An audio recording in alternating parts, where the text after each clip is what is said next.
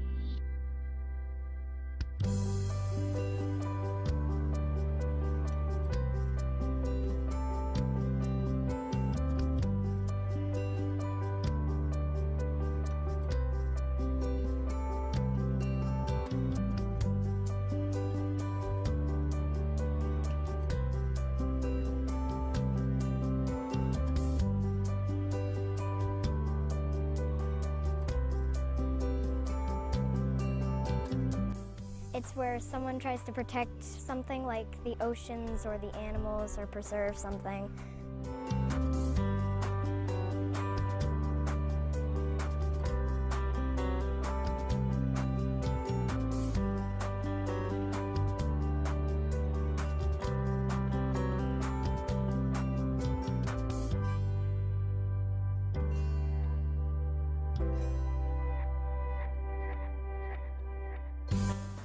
It's important because if we don't, the trees will be gone and we can't breathe fresh air. Because if we waste all things, then we won't have much things left in the earth. Because if you don't protect the environment, you will not see any pretty stuff. And you want to see pretty stuff, and you do not want pollution.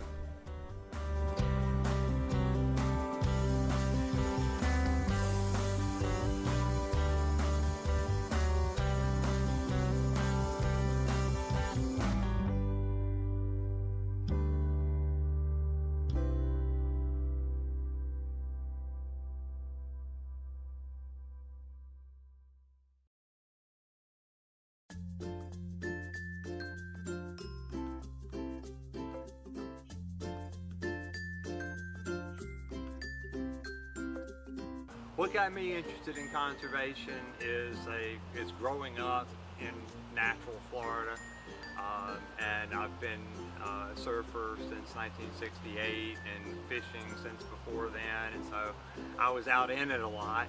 And more recently, what really got me back into it was just something really simple. A friend of mine who's also involved in conservation issues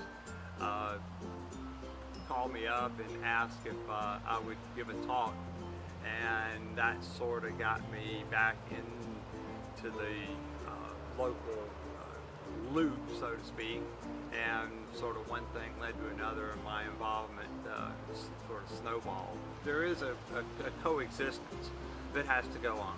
I tell people I'm a conservationist, not a tree hugger. I realize that we do need cars, and even that we still need oil, which shocks some people. I'm not ready to we're not going to just stop using those kind of resources. I think we need to turn the ship a little bit and start heading in a different direction, and we're only one scientific breakthrough away from being able to have much cleaner energy sources. I mean, the solar is probably the answer, but we just haven't been able to, the efficiency is not there yet, but it's getting there. What I hope to achieve in conservation is to inspire other people to take actions to help preserve what we have left for the enjoyment of all and for the vital impact that it has on our economy.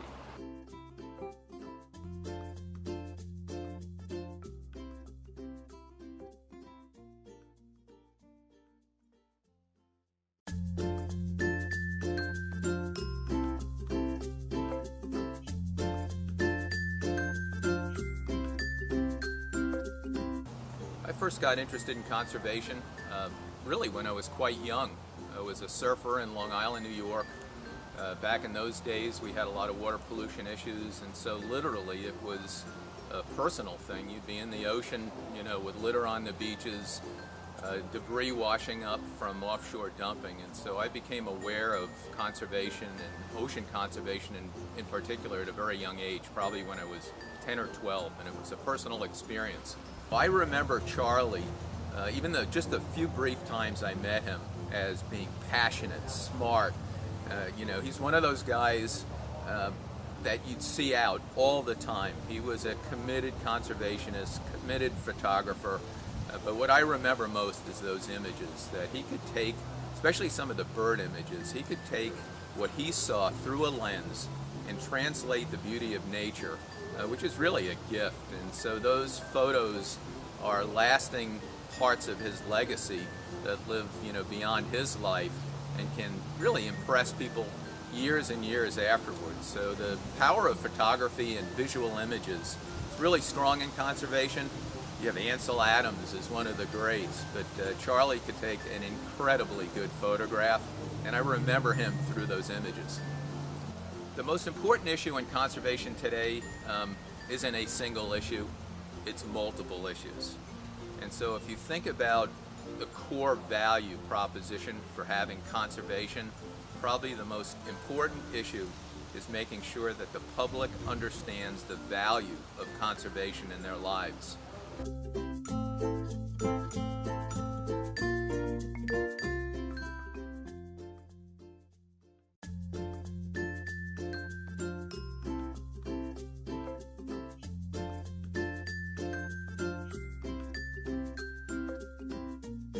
I didn't necessarily start out in conservation. I started out just studying marine biology, but when I was down here I learned about the sea turtles that were out on the beach and ended up having a friend of mine bring me out to some work with them through one of the grad students, and sort of got hooked that way. And I started volunteering with the Sea Turtle Preservation Society, doing conservation work with the sea turtles in the area, and that just sort of stuck. After college I started working with the state at Sebastian Inlet doing sea turtle surveys, and then I was doing some work with U.S. Fish and Wildlife on the Archie Carr National Wildlife Refuge and doing their sea turtle surveys down there. And so sea turtles have always sort of been at the heart of my conservation efforts, although I've become involved in a wide range of things since then. The most important issue in conservation is tough to say. There are a lot of issues that are going on, but you know, one of the things we teach in our Florida Master Naturalist program is that habitat loss and fragmentation is probably one of the biggest issues, and you know, it is seen here just on our beaches as we start to see all the development that's going on. You know, losing patches of land. It's very small fragments now that are left of conservation areas. Luckily, we've saved some large areas here, and I feel Brevard County has done a great job at that. We have some great conservation lands, but it's tough in some of the areas where we've had a lot of development going on. There's very little left. I knew Charlie. I was lucky enough to have Charlie in my Florida Master Naturalist program classes, and he was a great student, and then after that he would help out with my classes. So whenever I did a wetlands class, I'd take them to the Viera wetlands, and he often was the one leading the tours throughout there. And so we worked closely together many different times.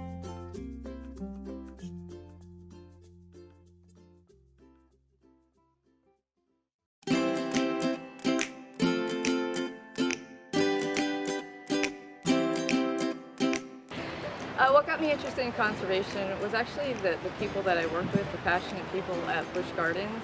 They asked me to get involved in a conference called Zoos and Aquariums Committing to Conservation. And honestly, at that time, I think it was in the late 1990s, I didn't have a true grasp on what conservation meant or what it meant to me.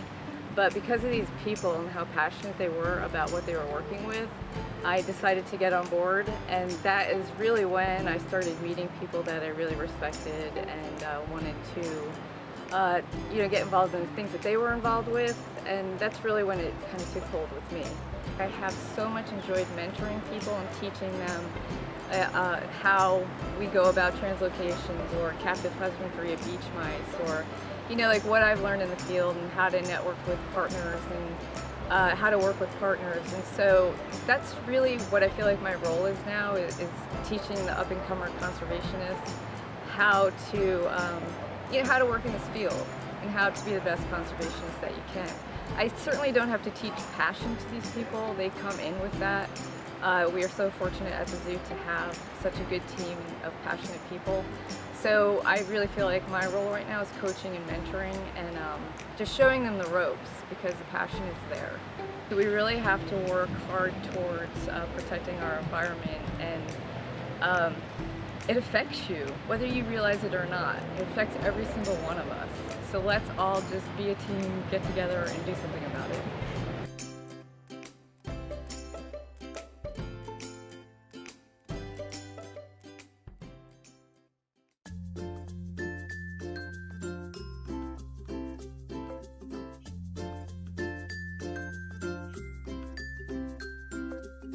I got interested in conservation as a means to do something about what had happened to the Indian River Lagoon. I grew up on the lagoon.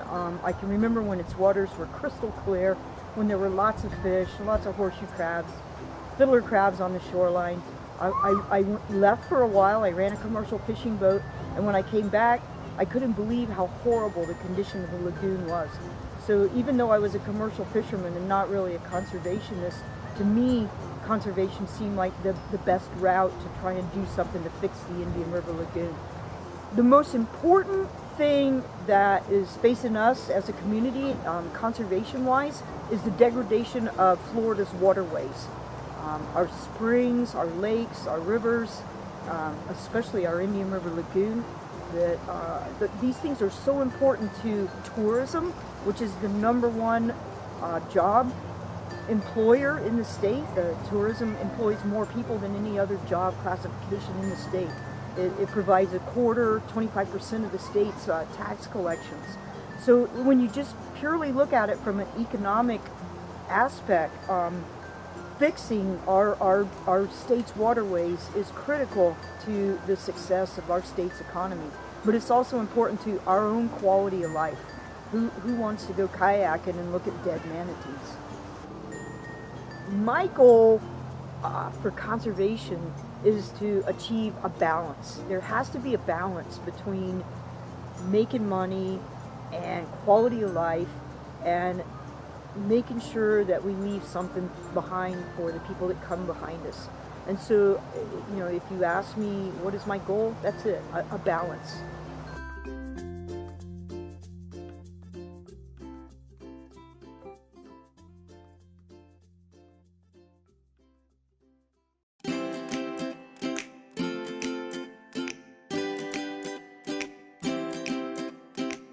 I joined Sierra Club in 1992 and started going on outings and getting outdoors, and that really just sparked my interest in the whole outdoors environment. My first job, I wasn't one of the job, it was a volunteer thing. I started leading outings and taking people outside and on camping and canoeing trips and things like that. I think preserving natural areas and biodiversity is extremely important. We depend on this earth for our very life, and we have to preserve it. I think people need to get out and see what is happening to our environment and get involved that way. It's extremely important that people start taking care of this earth instead of treating it like it's a garbage dump and a place you can extract anything you want. educating other people is probably the biggest thing that a person can do. And I've been doing that for a lot of years now, and taking people to a lot of places in this country and working in a lot of public lands. Well, today I spent a lot of time writing letters and calling our legislatures, especially in Florida, because since we passed Amendment 1, all of a sudden there's this big pot of money and people have some very strange ideas of what to do with it, and it's not what the voters wanted.